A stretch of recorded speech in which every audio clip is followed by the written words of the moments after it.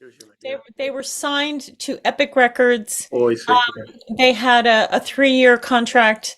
I had a 3-year contract with them, and I thought it was a good opportunity to step forward and be a lead singer, and um, I took a chance. Yeah. And when I look back now, yes, okay, maybe it was not a great decision, but at the time it felt like the right decision. And Right. I had to explore it. I had to Yeah. explore that opportunity. Yeah. Sometimes when you move for my world from a company to another, somebody offer, I don't know, 30% more, a 3-year deal on paper. So it's a lot more money on the table. So Yeah. you need to go from company A to company B. You say, yeah, I will jump it, right? Right. And so, Wow.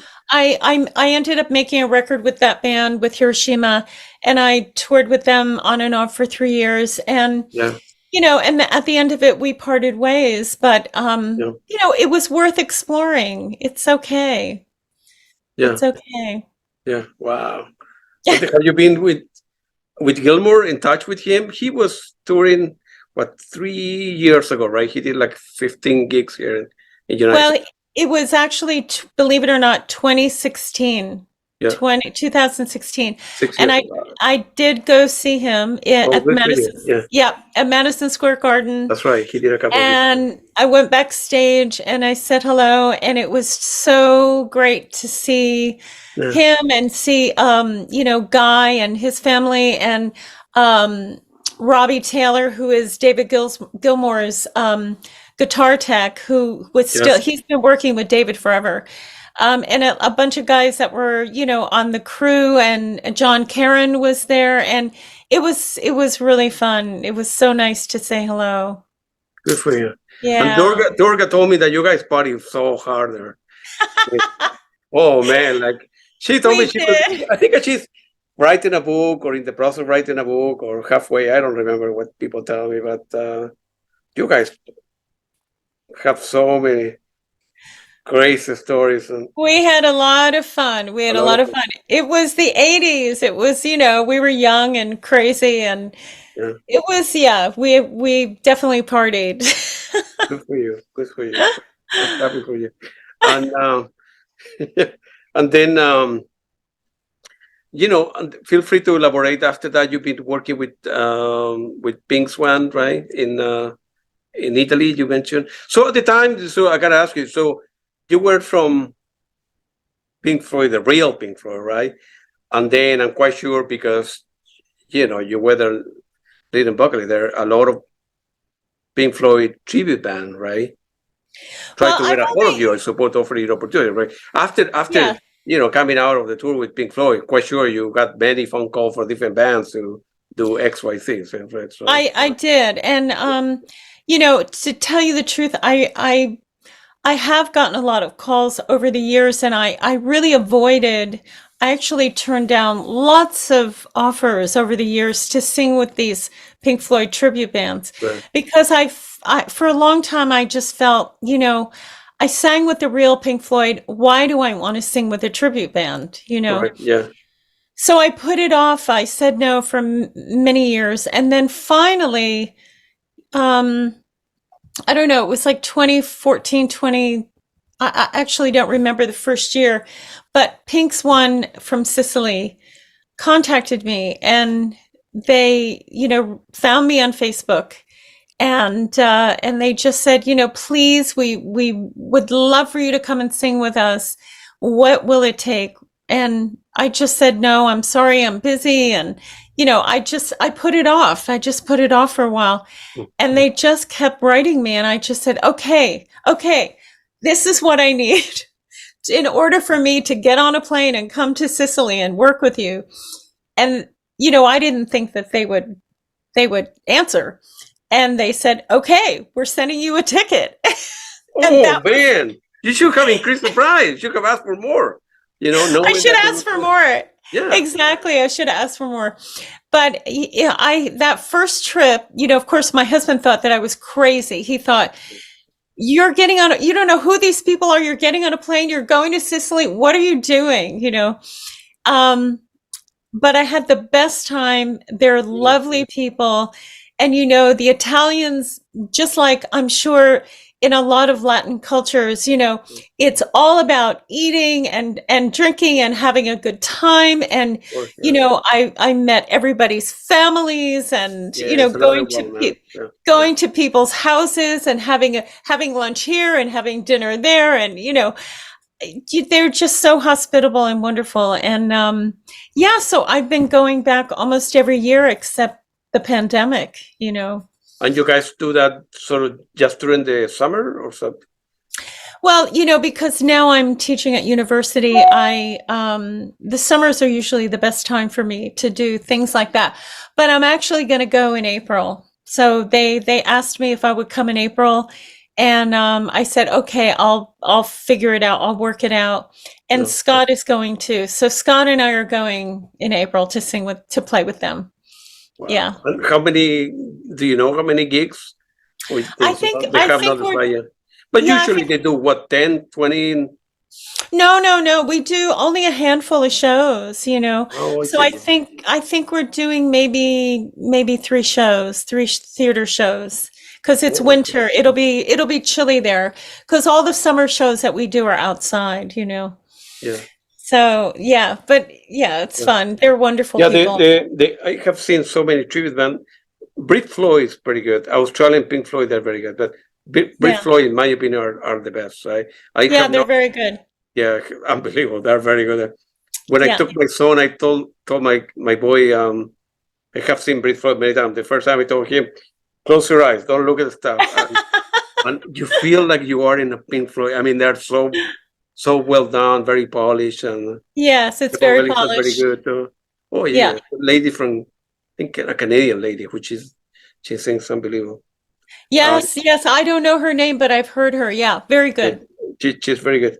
And before we move out of Pink Floyd, you're going to be in Chile. Feel free to elaborate. You're going I'm this going week, to your home country. I'm That's going right. to Yeah, your home country. yeah. I've never Good. been going to Santiago. Yep. I leave on Wednesday. So I'm Durga, as you know, Durga is going to be there, Lorelei, Yeah. Scott, and myself, so the four of us. Yeah. So it's a nice little reunion for us. And I don't know anything about this band we're singing with, so I understand they're very good though. And you So guys are doing only one gig in Chile and then come back? Do you not go to Argentina or Brazil? no, Really? it's just one show in Chile. Actually, Durga is singing with another band from Argentina right now. She's been in Argentina. So she's been doing shows there already. For Durga, this has really kind of become a career, where she's singing with a lot of different Pink Floyd tribute bands. So, good for her. She's, figured out how to make it work for her, and Yeah. she does a lot of these shows. Yeah. Good, Yeah. good, good. Yeah. You would Yeah. like going to Buenos Aires. You had the opportunity, take another day off, go to Buenos Aires for the day you were. I would love to. I've never been. I would love to. I hear it's fantastic. It is very nice. Yeah. Yeah. Yeah. And you won't come back. Let me put it to you that way. Well, and it's summer there. It's cold in New York right now, Of so course, yeah. it's summertime there in Latin America. So Yeah. then you have the opportunity to couple years later, some years later, play with Sting doing the Brand New Day tour, Brand New Day. 99, Yeah. and then Yeah. the 2000 to play Yes. with, right? Yeah, the end of 1999 and into 2000. So yeah, I did some of that tour. Yeah. For about 6 months I was on the road with him. So that How was is an it to experience. be playing with Sting? Unbelievable. He is a very big rock star. Let's just put it that way. Yeah. He's a big rock star, and incredible songwriter. I've always been a fan of his music and Of course, yeah. love his songwriting, love his singing and playing. And he was playing bass on that tour, so he was working hard. So it was a great band. Manu Katché. Yeah. And of course, Dominic Miller, he's been there forever with Sting. Yeah. And Jason Rebella was playing piano. Kipper, and my coworker Daryl Tukes was the other singer at the time. Yeah. So it was a great experience. Yeah. More normal than Pink Floyd, more strict, more rigorous, more very different, right? So Different, very different mentality. Very different mentality. You know, Sting is I would say that he is definitely a perfectionist. really, Yeah, and every day at sound check, he was always, you know, thinking about, well, how can we make this song better or do this differently? Or, you know, he was always thinking about how to perfect things, you know. So, yeah, it was very different. You know, David, his style of being a band leader, he pretty much lets everybody kind of do their thing. You know, yeah, he doesn't try to control what you're doing as an artist. You know, he appreciates everyone's contribution musically. right. You know, for instance, when, you know, we were doing the Delicate Sound of Thunder, and when it came time to sing Great Gig in the Sky, you know, obviously that's it's an iconic vocal piece. Yeah, And you know, we all wanted to sing it, of course. yeah, So, you know, David just said, figure it out, you know, split it up and figure it out. You know, he never told us what to do. yeah, He never tried to control, you know, what we were doing. He really respects everyone's musicianship and expects everyone to be professionals, you know, which yeah, is fair. yeah. So, Some other musicians are very strict, right? very, yeah. Right. Yeah. Sting and many others. So, Yes, exactly. right. And you were at the Royal Albert Hall, correct? On the Grammy. Yeah, that was Yeah. an amazing show. It's such a beautiful, beautiful venue. Yeah. Beautiful venue. And yeah, we did I think it was 9 shows there. Sold out shows. Yeah. Royal Albert Hall is an unbelievable place. I've been It's lucky gorgeous. to go to London every year and been there several times already. And Yeah. Who did you see there? so I this year in April, let me see, I went to U2 to see the last 3 shows of Genesis before Oh, they wow. retired. So that'll be, and then at the Royal Albert Hall, I went in May. That I had tickets to see Eric Clapton. The show were 2 years ago. They postponed for a year. The COVID was still around. So I went in May. I saw Eric Clapton twice. The night before, I saw Joe Bonamassa. Ah, So Joe Bonamassa, Eric Clapton, and then Brian Adams, and came back here. oh, wow. That's great. My wife think I'm crazy about that. I have the best time of my life. It's a beautiful place, man. I It didn't really, like that much Eric Clapton. I would have done things differently that he did, uh-huh. in my Interesting. opinion. Yeah. Uh-huh. By Because the way, does your wife go with you on these trips? sometimes I go by Sometimes? myself with a friend. Sometimes the 3 of us with my son goes. But Oh, my nice. wife like more Latin music. I like more Uh-huh. rock and roll stuff. Yeah. My son like more classic rock, like myself. So. Oh, that's great. That's Yeah, great. but I Um, love going to London. It's very expensive, but I have a great time. I couldn't sleep, man. I went to the hotel after that, and yeah, I would have done for the PR point of view. I would have done things differently than hmm. see. This is a big difference. So Sting, he's very professional. He wants his shows to be very polished. He will call your attention after the show. Hey, you started 10 seconds before you were Right. singing, or you should have sing for 30 and you end up singing 40 seconds. He's Mm-hmm. right kind of stuff. It's in the structure, right? Mm-hmm. Eric Clapton was very loose, in my opinion. I mean, people fly all over the world to see Eric Clapton. Huh. Not only to see Eric Clapton, but see Eric Clapton play at the Royal Hall, right? Yes, yeah. So if I had been part of his management, the first scene when he came out on stage, I would have said something that, hey, very, very happy you guys are here. I know that we postponed the stuff, for 2 years. Let's have the best show of my life and so forth. I would have to say something like that, right? In Yes. between every 3 tracks, he should have said, hey, this is Layla for 1979, when I was about this, then we play for you guys this and that. He didn't do anything.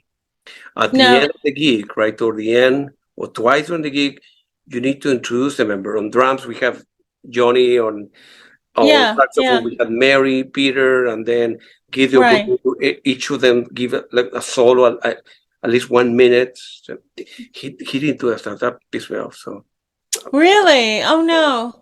Well. And I recorded, so I was there twice. So maybe one day I wouldn't. Well, perhaps I would never been able to interview Eric Clapton, but one day I had the opportunity, and I interviewed one guy recently who was guitarist for him, and he's. See, when you are hungry, you don't do stuff like that. But when they have so much money, like the Pink Floyd guy, the Led Zeppelin guy, the Rolling Stone guys, Sting, they have $100 million, $200 million in the bank. They're not hungry. They don't care about the details anymore. You know what I mean? Well, I don't know if that's the case with everyone. I don't think that's the case with David Gilmour. I just think, I think there is a cultural thing too. The Brits are not, I mean, not everybody is the same, of course. It's hard to generalize, but I think with David, he has a very British way about him, and he's actually a fairly quiet kind of person, when I worked with Sting, he would talk to the audience, and in fact, he rehearsed his talk. He rehearsed what he would say to the audience, right? And that was part of the show. But, I have to say, and, since we're talking about Eric Clapton a little bit, I kind of got very upset with Eric during the pandemic because he was telling people not to get the vaccine, and he was saying it was a hoax, and it was, I don't know, he's all kinds of misinformation. And I think it really crosses the line of what a entertainer should be doing and should be telling people, because you're in a very influential position. Absolutely, right. And he affected a lot of people by telling them not to get the vaccine, and because he didn't get the vaccine, he was an anti-vaxxer. So it really, actually my husband and I started jokingly saying, "Oh, Dr. Clapton." That's right. Now we're talking about Roger Waters. He gets too much into politics as well. People are going to see, people pay, I don't know, $300 to see Roger Waters to play 2.5 hours to see Pink Floyd stuff. I don't want to know your political views or this or that. No. That's your own, man, Yeah, right? I agree. Yeah. But, I mean, especially during the show. You don't need to be doing it during the show. What you do outside in your personal life, that's a whole other story, Yeah. No, yeah. But anyway. That kind of crazy. Then you end up releasing a couple of records, the one in 2004 with the help of several musicians and Grammy Award winner Rick DePuffy. And then you released another one in 2007. What was the motivation for you to, I've been singing for all this great band, at the same time I have written several songs and I want to give it a try, or? Yeah, I've been writing songs since I was a teenager and playing guitar and doing all of that. And I just, my life went into the direction of being a background singer. And, I'm very lucky and very happy with my successes, but I never really spent the time, putting my own music out. And so after I had toured with Sting and some things transpired during that time period, and I just said, okay, I am done with this, and I want to pursue, some music for myself. And at the time and for many years, I've loved Brazilian music. So, so those two records that I released are very, Brazilian music influenced, Yeah. So, yeah. So it was, I'm glad that I did it. Yeah. It was just unfortunate that the two record labels that I signed with were very small labels. They didn't have the money to put into a lot of promotion and marketing and touring and that sort of thing. So, it didn't go very far, but I still have those songs, and I love those songs, and I'm happy they're still in the world, and I'm actually been re-releasing some of that material. So Really? yeah. Yeah. And then you've been with Government Mule for a while, well, for many years now, right? Yeah. So Yeah, well, my husband, as I mentioned, he's in the band. He is the keyboard player, and he's, very talented multi-instrumentalist. He plays guitar and trumpet and trombone, and so he, during the Mule shows, he's switching instruments all the time. So he's a very active member. So when Government Mule calls for additional background vocals, I'm very lucky they call me in. Also, the bass player's wife is a singer, and so we've done a lot of shows with them as background vocalists. good So for you. yeah, it's fun. It's fun. Feel free to elaborate in your teaching career as well. You've been doing that for a while, right? So Yeah, and that was never in my life plan. I never imagined myself teaching in a university. After the Sting tour and after, releasing my first solo record, and then the second solo record, right sort of in that time period, I decided, I had already been starting to teach privately, but I had never gone to college. wow. So at that time, when I realized that, I'm enjoying this teaching, and, I had students coming to my apartment in New York City, and then my husband and I moved upstate New York, and I have students coming to my house, and I said, if I want to take this further, I'm going to have to get my education. Yep. So I went back to school, and I got my bachelor's. Yeah, I'm in my 50s when I went back to school. So I got my bachelor's. I was able to do my bachelor's degree in 2.5 years, because the State University of New York has a wonderful program where you can get credit for your life experience. Yeah. And of course, it requires a lot of papers, a lot of, writing. You have to put together a whole portfolio of basically proving what you think you know. That's right. And then I had to, take some of my gen ed studies and all of that. But I was able to get my bachelor's pretty quickly, and then I went to NYU for my master's degree. Good for So you. it's never too late, people. If I can do it, anybody can do it. Yeah. And your parents, I don't know if your folks are alive, but they would have been very proud of you. Yeah, my mom was still alive when I was doing all of this. She thought I was crazy. My siblings thought I was crazy too. They said, "Why are you doing this at this time in your life?" But I'm really happy I did, and it's what got me into being able to teach at NYU and the new school, because I have my master's degree. And as you probably know, now in academia, many times they're looking for a doctorate degree in order to teach. And it's become very, very competitive out there. So, but having my master's along with my resume, it really helped. Of course. Yeah. When you put Pink Floyd on your resume, a lot of the door open for you, man. Of course. Yes, the doors opened easily. Yeah. Yeah, of course. Yeah, it's great. Looking back in your life, would you have done things differently, or you happy with the way that things turned out? Or I would say for the most part, I am very, very happy with everything that happened. Are there some things I would have done over? Yeah, of course.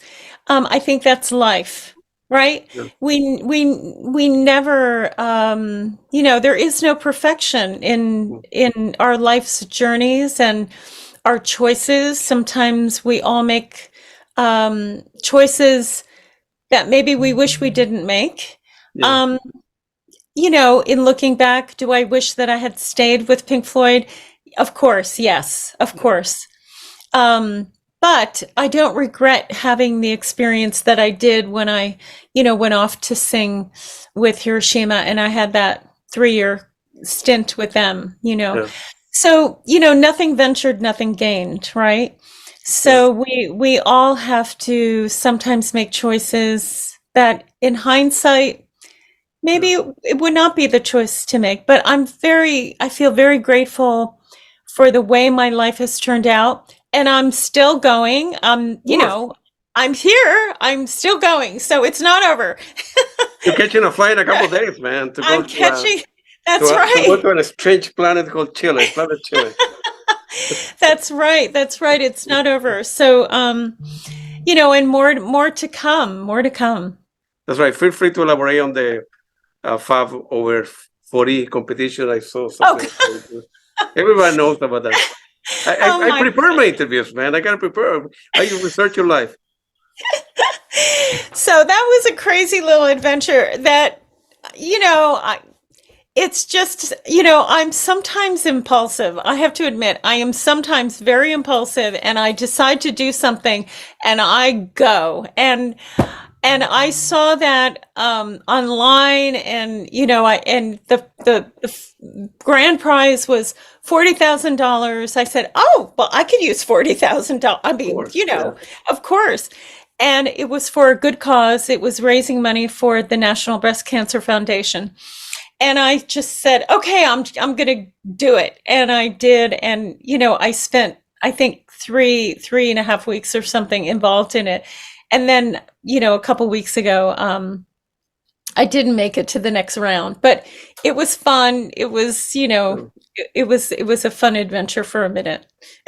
You need to be crazy. If you're normal, then you will not accomplish anything in your life. Of course, yeah. I'm like you. Believe it or not, I'm kind of weird. I'm an introvert, and now I'm calling people all over the world. I'm a risk taker. Yeah, I'm an immigrant. I'm a risk taker. I have done well myself because I'm a risk taker. Because I'm hungry. Me too. Me too. I grew up in a Catholic family. I believe that there are great people out there, bad people out there, but I try to do the right thing in my life. This country has been very good to me for being a C average student who was kicked out of private school more than once, and my mom went to talk to the priest and no, let this guy come back. He's okay. He doesn't mean what he did, or he doesn't mean what he said, or whatever it was happening. This country has been very good to me, and I'm very lucky. So to be able to talk to people like you and buy the records and the amount of concerts I'm able to see. Music has given me so much satisfaction. I don't know what it is, Machan. I don't play any instrument. I don't know how to read music, but I buy a lot of music every month, and put a new vinyl, and put my headphone, drink a couple beers, and it transports me. I mean, it is. It's transformative. It's magical. Music is magic. Absolutely beautiful. Yeah. It's magic, and it's music can be inspiring, it can be healing, it can be motivating, it can be so many things, right, to all of us at different times in our lives. And it's medicine. I think it's really medicine in life. I really do.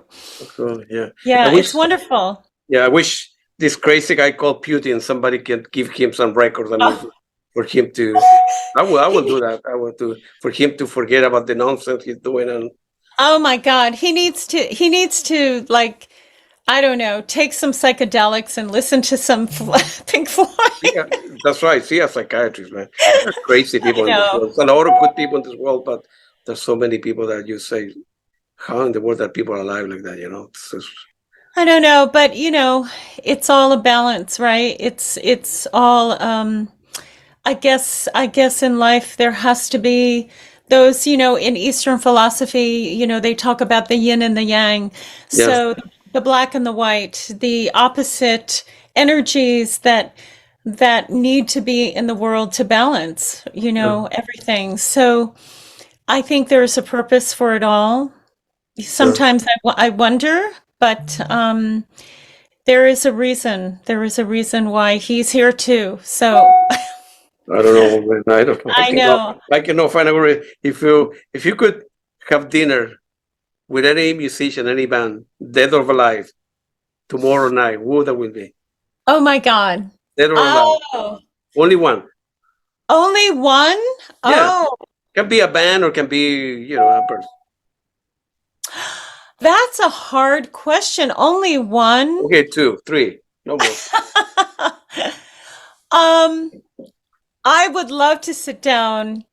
Um, I would, even though I have met him many years ago, but I would love to sit down, and have dinner with Keith Richards and Really? Mick, Okay. and just have an evening with them and their families and whatever. But he's such a character. Keith Richards is such a character, and I Yep. think I think Mick and Keith, and I think the Rolling Stones in general are just, they're also a very important band in rock and roll music history. And I find them really inspiring. They're still touring. That's right. They're Yeah. still out there doing it. And, isn't Mick 80 or something? Isn't he close to? Yeah, they're close to 8 years old now. I mean, it No, just it's goes okay. to, Yeah. it just goes to show you that you don't have to buy into the idea of getting old. You don't have to stop doing the things in life that make you happy, that fulfill you, that you can keep going, as if with the right attitude. And yes, you have to take care of yourself physically and mentally, but we're here to enjoy ourselves, enjoy our lives, and make the best of it. Absolutely. Absolutely. Yeah. So I find them very inspiring. Yeah. And you gotta keep on doing the same, man. And keep me posted, Machan, because see if I can go and see you play with that, with that band in Italy in April Oh, or May. Pink's one. Yeah, Pink's with Pink. one. I forgot the name Yeah. from it. Yeah. Hopefully we can work out, and we'd like to take you out to dinner with Scott. Scott is a very nice guy too. We exchanged a great. couple of emails. We tried to work out a day because Scott is doing a lot of other stuff outside music. So he's Yes. very busy. So hopefully the three of us can get together and That would be great. enjoy dinner or some Italian food, a beer or whatever. That would be fantastic. That would be wonderful. Yeah. No, Great. I'll send you the dates. I'll send you the That's right. dates in April. It was very nice talking to you. I'm looking at my time there. It was very nice. Good luck to you in Chile.